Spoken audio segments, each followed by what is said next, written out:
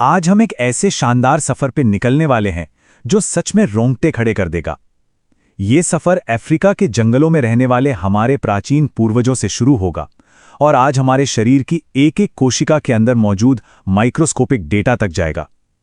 तो चलिए बिना किसी देरी के सीधे इस रोमांचक दुनिया में गोता लगाते हैं।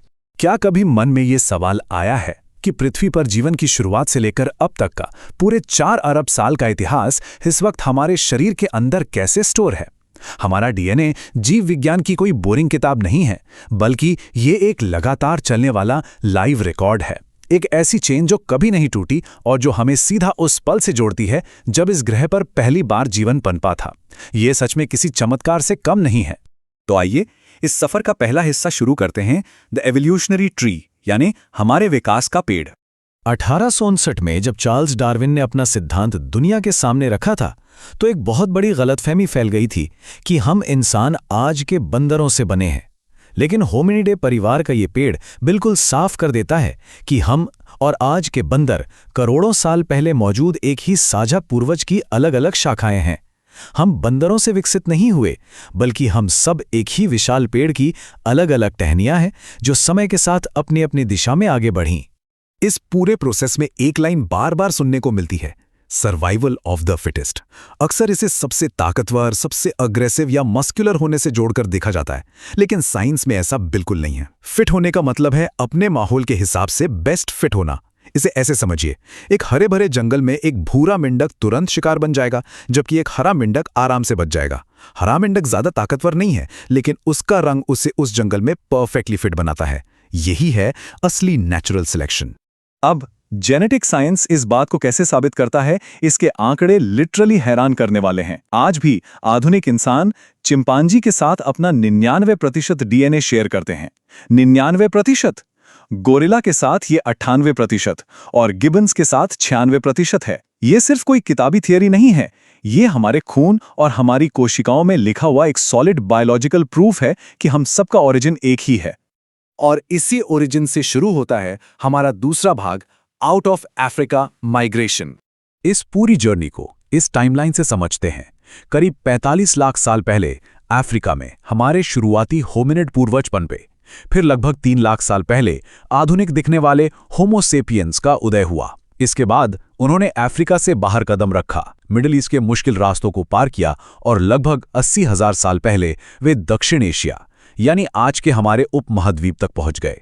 ये कोई छोटी मोटी ट्रिप नहीं थी, ये हजारों पीढ़ियों का लंबा और कठिन संघर्ष था। यहाँ एक बहुत ही दिलचस्प बात यह है कि ये माइग्रेशन कोई सोलो जर्नी नहीं थी। रास्ते में हमारे पूर्वजों की मुलाकात नियांडरथल और डेनिसोवन्स जैसे दूसरे प्राचीन इंसानों से हुई और उनके बीच जेनेटिक मिक्सिंग भी हुई। इसी का नतीजा है कि आज भी हम इंसानों में 1.5 से लेकर 2.6% तक नियांडरथल डीएनए मौजूद है। और इससे भी गजब की बात बताऊं, तिब्बत के लोग जो इतनी ऊंचाई पे भी आसानी से सांस ले पाते हैं ना, वो क्षमता उन्हें सीधे डेनिसोवन डीएनए से ही मिली है।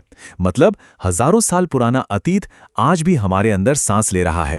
अब ग्लोबल पिक्चर से थोड़ा जूम इन करते हैं और बात करते हैं तीसरे भाग की, भारत की जेनेटिक जड़ें।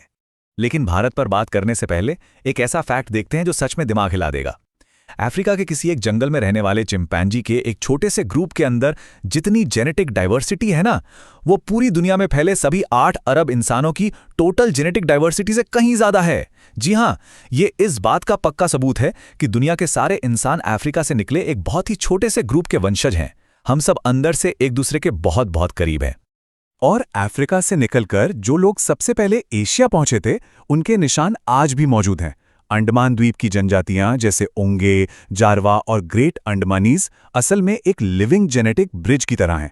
साइंटिफिक डेटा बताता है कि ये जनजातियां उन शुरुआती अफ्रीकन माइग्रेंट्स की सबसे करीबी जीवित रिश्तेदार हैं। बाहरी दुनिया से इतने लंबे समय तक कटे रहने की वजह से इनका डीएनए आज भी एक टाइम कैप्सूल की तरह काम कर रहा है। अब जरा इस नंबर पर गौर करते हैं, 4200। आज से ठीक 4200 साल पहले हमारी धरती के मौसम ने एक बहुत बड़ी करवट ली थी। एक ऐसा भयंकर सूखा पड़ा जो लगातार 200 सालों तक चलता रहा। इस भयानक नेचुरल डिजास्टर की वजह से लाखों लोगों को अपनी जगहें छोड़नी पड़ी। लोग पानी और सर्वाइवल की तलाश में इधर उधर भटके, जिसका नतीजा ये हुआ कि उत्तर और दक्षिण भारत की आबादी के बीच बहुत बड़े लेवल पर जेनेटिक मिक्सिंग हुई, यानी मौसम ने हमारे डीएनए का पूरा नक्शा ही बदल कर रख दिया।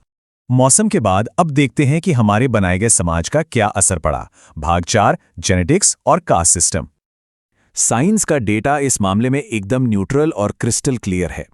9वीं सदी से पहले के डीएनए रिकॉर्ड्स बताते हैं कि भारत में यूनिवर्सल जेनेटिक मिक्सिंग का दौर था।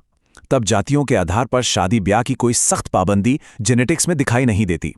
लेकिन फिर 11वीं सदी के आते आते समाज में स्ट्रिक्ट एंडोगैमी, यानी सिर्फ अपने ही खास ग्रुप या कम्युनिटी में शादी करने का नियम शुरू हो गया, और बस इसी सामाजिक बदलाव ने अलग अलग जेनेटिक्स ग्रुप्स बना दिए जो आज के डीएनए सैंपल्स में बिल्कुल साफ नजर आते हैं। इसका एक बेहतरीन उदाहरण है सनौली में मिले प्राचीन योद्धा के अवशेष। जब वैज्ञानिकों ने इस योद्धा के रथ और हड्डियों से डीएनए का एनालिसिस किया तो पता चला कि उनमें एक कॉमन हड़प्पन एंसेस्ट्री थी। इसका सीधा सा मतलब है कि 11वीं सदी के उन सख्त नियमों के बनने से पहले इन प्राचीन योद्धाओं का कोई अलग जाति आधारित डीएनए नहीं था। वो एक बहुत बड़ी मिक्स्ड आबादी का ही हिस्सा थे। जेनेटिक्स में जो दूरियां आज दिखती हैं वो असल में बाद के सामाजिक नियमों का नतीजा है। और अब हमारे इस सफर का आखिरी और शायद सबसे दिलचस्प पड़ाव, डीएनए और एपिजेनेटिक मेमोरी। अब तक हमने जो भी इतिहास देखा वो स्टोर कैसे होता है, इसे एक कंप्यूटर की तरह समझिए। हमारा डीएनए सिर्फ एक केमिकल नहीं है, ये बिल्कुल कंप्यूटर के बिट्स और बाइट्स की तरह काम करने वाला प्योर बायोलॉजिकल डेटा है। एक ऐसी हार्ड ड्राइव जो हजारों पीढ़ियों की जानकारी अपने अंदर सेव करके रखती है। हमारे पूर्वजों ने कौन से रास्ते लिए, उनकी कदकाठी कैसी थी, उन्होंने किन बीमारियों को झेला, ये सब कुछ कोड के रूप में पीढ़ी दर पीढ़ी हमारे अंदर ट्रांसफर होता रहता है ना कमाल? और इस पूरी कहानी में सबसे बड़ा ट्विस्ट लाता है एपिजेनेटिक्स। ये एक ऐसा प्रोसेस है जहां हमारा एनवायरनमेंट, हमारा लाइफस्टाइल और यहां तक कि कोई गहरा ऐतिहासिक ट्रॉमा ये तय करते हैं कि हमारे जीन्स काम कैसे करेंगे। ध्यान रहे, इसमें हमारा ओरिजिनल डीएनए कोड नहीं बदलता, बल्कि वो कोड खुद को एक्सप्रेस कैसे करेगा वो बदल जाता है। अगर किसी पीढ़ी ने भयंकर अकाल या कोई भयानक दौड़ देखा है तो सर्वाइवल की वो कड़वी मेमोरी बायोलॉजिकली उनके बच्चों के जीन्स में ट्रांसफर हो सकती है। ये सब जानने के बाद अब हम एक बहुत ही गहरे सवाल पर आके खड़े हो जाते हैं।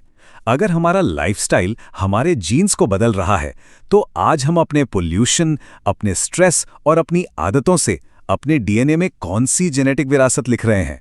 जरा सोचिए, आज हम जो कुछ भी कर रहे हैं वो आने वाली पीढ़ियों के बिट्स और बाइट्स को कैसे प्रोग्राम कर रहा होगा? इसी एक सवाल के साथ हम इस जेनेटिक विश्लेषण को यहीं पूरा करते हैं।